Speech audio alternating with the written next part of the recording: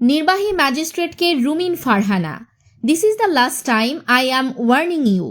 ব্রাহ্মণবাড়িয়া ২ আসনের স্বতন্ত্র প্রার্থী রুমিন ফারহানা এবং আচরণবিধি প্রতিপালনে নিয়োজিত নির্বাহী ম্যাজিস্ট্রেটের মধ্যে এক উত্তপ্ত বাগবিতণ্ডার ঘটনা ঘটেছে। শনিবার বিকেলে সরাইল উপজেলার নোয়াগাঁও ইউনিয়নের ইসলামাবাদ গ্রামে একটি উঠান বৈঠক চলাকালে এই পরিস্থিতির সৃষ্টি হয়। নির্বাহী ম্যাজিস্ট্রেট শাহরিয়ার হাসান খান পুলিশ সদস্য সহ সেখানে উপস্থিত হয়ে আচরণবিধি লঙ্ঘনের দায়ে বৈঠকে বাধা দিলে রুমিন ফারহানা অত্যন্ত ক্ষুব্ধ হন।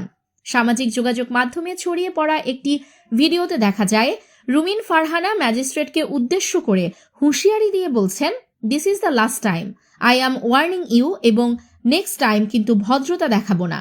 তর্কের এক পর্যায়ে তিনি আরও বলেন যে তিনি অনুমতি না দিলে ম্যাজিস্ট্রেট সেখান থেকে বের হতে পারবেন না।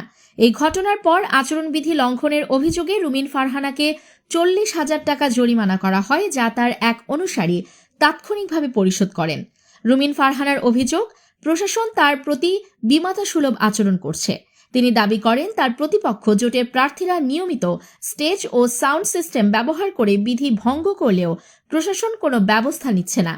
এমনকি প্রতিপক্ষের লোকজন তাকে ব্যক্তিগতভাবে আক্রমণ করে কুরুচিপূর্ণ মন্তব্য করলেও অভিযোগ দেওয়ার পর প্রশাসন কোনো প্রতিকার দেয়নি, বরং তিনি মাত্র একটি হ্যান্ড মাইক নিয়ে উঠান বৈঠক করলেও তাকে বারবার জরিমানা করা হচ্ছে। অন্যদিকে উপজেলা প্রশাসন ও সহকারী রিটার্নিং কর্মকর্তা সাফ জানিয়েছেন যে আইন সবার জন্য সমান এবং আচরণবিধি ভঙ্গ করলে ব্যবস্থা নেওয়া হবেই। উল্লেখ্য, দলীয় সিদ্ধান্ত অমান্য করে স্বতন্ত্র প্রার্থী হওয়ায় বিএনপি থেকে বহিষ্কৃত হওয়া রুমিন ফারহানাকে নিয়ে এখন ব্রাহ্মণবাড়িয়ার নির্বাচনী মাঠে টান টান উত্তেজনা বিরাজ করছে। নিউজ ডেস্ক, আলোকিত প্রতিদিন।